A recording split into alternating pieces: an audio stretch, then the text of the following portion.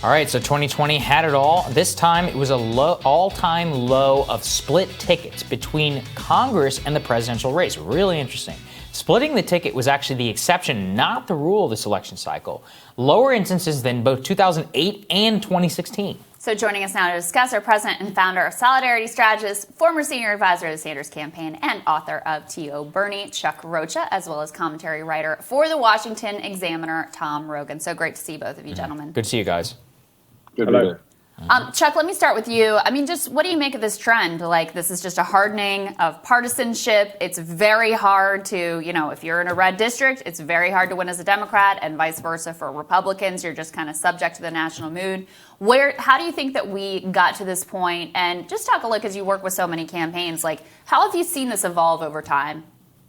Well, it used to be a lot more localized. Now almost every election is a national election. That's why you've seen fewer and fewer split tickets. Also, redistricting affects that. Remind everybody that we're going into a redistricting year, so stay tuned. All these districts are going to change. But the most important fact for Democrats to understand, of the 10 seats that they lost, a majority of them were lost in districts where people of color make up over half of the population. So that's an alarming figure for Democrats, who are supposed to be the party of brown, black, and Asian voters. So I think that's a real wake-up call. The other fact in digging into these numbers a little bit is look at presidential battlegrounds compared to non-presidential battlegrounds. Where there were presidential battleground, Democrats did better.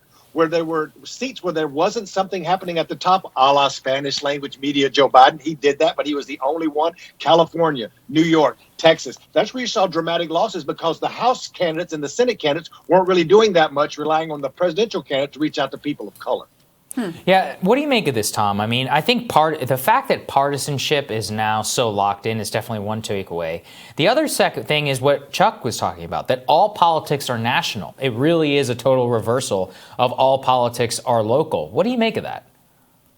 It is interesting, and certainly we have seen the calcification of politics, and that people are resorting to more impulsively partisan choices. But at the same time, one of the things that I think perhaps conservatives in particular should focus on is the idea that if you make national level ideas local or prescient to people, but prescient is the wrong word, that you make it, as President Trump's campaign, I think, very successfully did in Florida, and in other areas with high Hispanic populations, saying, this is the danger of socialism. Now, some would say that's absolutely wrong in socialism, but that narratives that can have an appeal to people's local idea of personal identity, have saliency.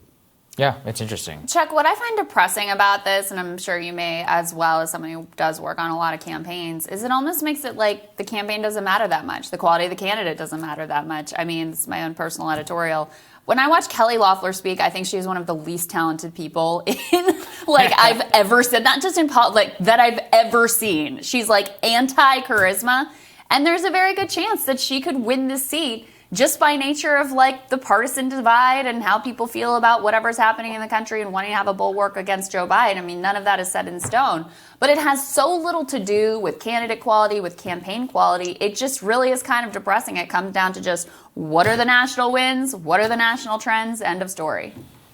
Let's talk about what exacerbates that. That's a big word for me on a Friday morning. But you know what makes that worse is that when you run the same campaign in every one of these House districts from the Democrats. So what you have is the same group of posters running the same poll in every congressional district, literally just 10 media firms controlling all 50 of those races, running the exact same ad to every voter about pre-existing conditions, because that's how they wrote the question in the poll. I get wonky and way down in the weeds, but I've done this for 31 years. I've watched how wrongly we've run these campaigns for a long time, and now it's catching up with us as the demographic growth grows, and you have a whole swath of voters who don't know if they're Democrat or Republican, but we're doing one thing, which is not having a conversation with any of them. Mm-hmm. No, it's always such an important point you make about the nitty-gritty of the actual campaigning there, Chuck. And, Tom, this is another interesting thing, too, where you shouldn't overlearn this lesson either, because in some cases, in important cases on the margins, Trump dramatically underperformed many Republicans on the ballot. There were actually a couple 100,000 people across America who voted for Joe Biden, but then voted for their Republican down ticket. So some split ticket voting does still happen and can have national implications.